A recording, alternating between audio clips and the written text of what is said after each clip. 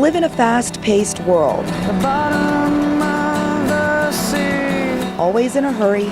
Your eyes. Always in motion. But one thing stays the same.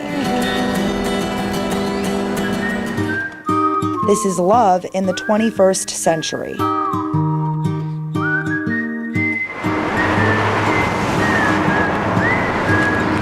We met in Dallas. Austin, actually. In Paris. No. We met in a bar in Corte Madera, California. And it was love at first sight. I support her, she supports me. We like to make it more romantic and say that we met on the left bank of Paris.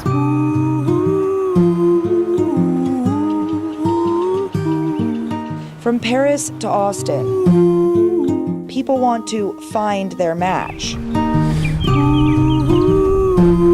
I was divorced and he was divorced, and we went to a mutual happy hour at Hula Hut, making the turn. Some meet by chance, some search. I think it's becoming a 21st century thing. Yeah, because everything's on the internet these days. Flip through profiles like, hey, I might like this one, hey, I might like that one. And it's just easy for people, and people like convenience these days. Convenience without the commitment. A lot of people these days aren't getting married. A lot of my friends aren't married, and I'm not necessarily looking for that. Other Travis County residents are on the same page. Over the last 30 years, the percentage of people tying the knot has gone down by almost half. The picture of marriage also looks different as more states start to recognize same-sex marriage. I think love in the 21st century has to do with options and a broader vision of what's possible. It's amazing to have been doing weddings for 18 years because you see the circle of life. A life many of us want to share with someone else. I can help whoever's next. And I'm coming back with your teas right now. My computer works. I don't know if it'll work. What do you think about online dating? People just meet on there and just be like, hey, do you want to hook up? I think being able to see someone in person, you see if they're being like truthful about. You get to see a lot more emotion. The truth is, You're always working and you're always playing these days. playing on Match, Tinder, OkCupid, eHarmony, and other dating sites. You don't have to doll yourself up and go out to a specific place to try to meet people. You can be in your pajamas in bed at home. And you can set up a date. 12 o'clock in the afternoon, 10 o'clock in the morning, 9 o'clock at night. University of Texas professors study this. You can go out there and have this large pool of people from which to choose. It's kind of like shopping. Shopping with a goal in mind, whether it's a deep, meaningful relationship or a one-night stand. Men and women sometimes are going into those Friday and Saturday night evenings with different goals. When you meet someone on the internet, you have access to a lot of information immediately. But Anita Evangelisti points out, one big difference is that people are postponing marriage. Evangelisti gave us some interesting numbers to look at. In 1970, 28% of Americans were unmarried, meaning single, divorced, or widowed. 40 years later, that number jumped to 46%. Single life is a lot of fun. You can flirt with a lot of people at the same time. You have to find the right person. Either someone hooks you up or it's like a random luck. I think the older generation is truly looking for love. The younger generation might think they are. I mean, yeah. But aren't even necessarily quite open to it. How's it going today? whatever it is, be it casual sex or marriage, the single life, a complicated search for intimacy, revolutionized by a simple tool.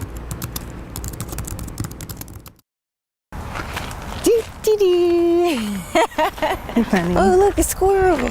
A casual stroll, Stop it now. a few jokes, is how this couple breaks up for our relationship. the monotony of the day.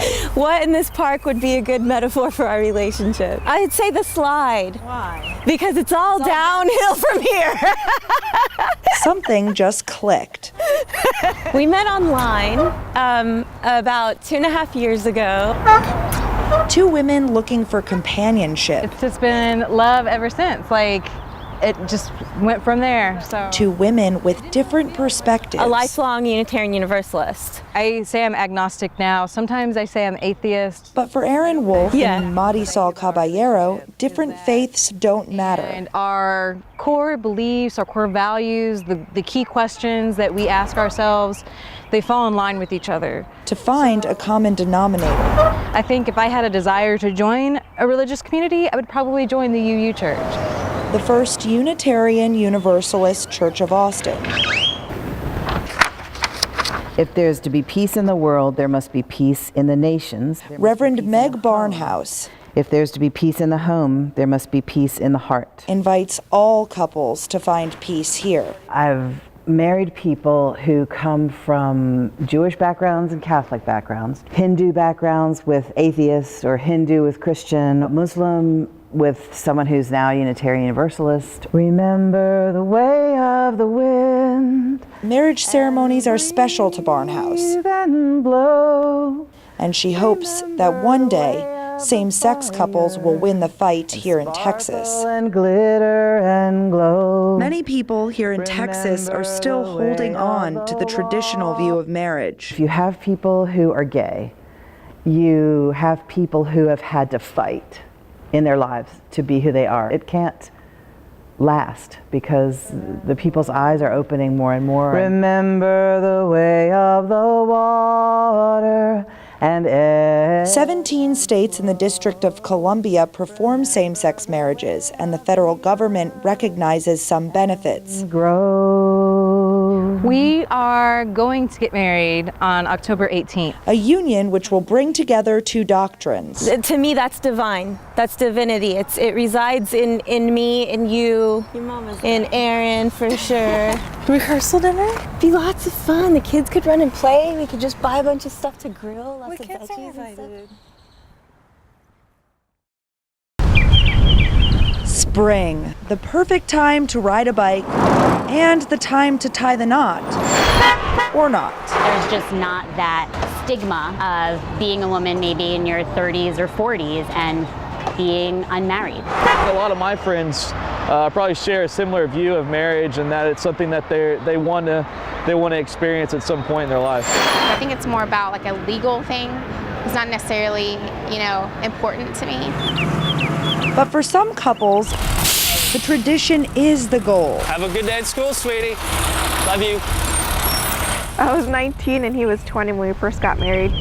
We've been together 6 years, so obviously we weren't young and dumb enough, so. It's okay. Hey. It's okay. It's okay, Jimmy.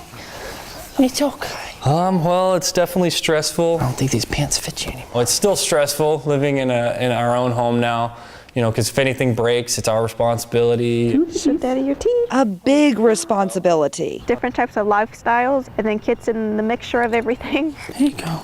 2 deployments. Yes. Being away from the family. A family in the traditional sense.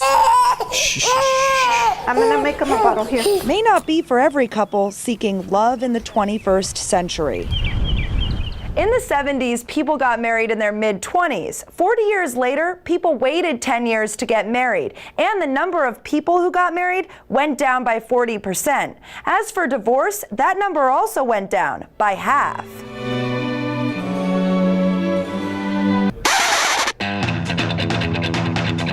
A couple will get married, there'll be a big party, they'll have lots of witnesses, and then I'll get a call the next morning. Judge, can you not turn that license in because this is not going to work out. Working it all out is the challenge. Everybody's happy when they're getting married, for the most part. Young people still get married, older people get married, lots of second marriages to the same partner.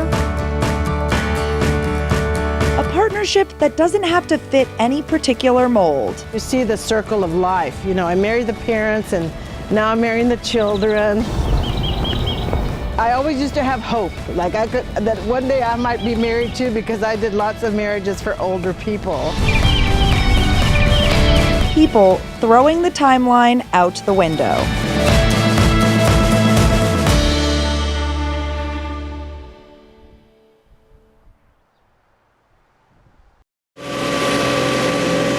go to number 10, which is just, it's right around the corner.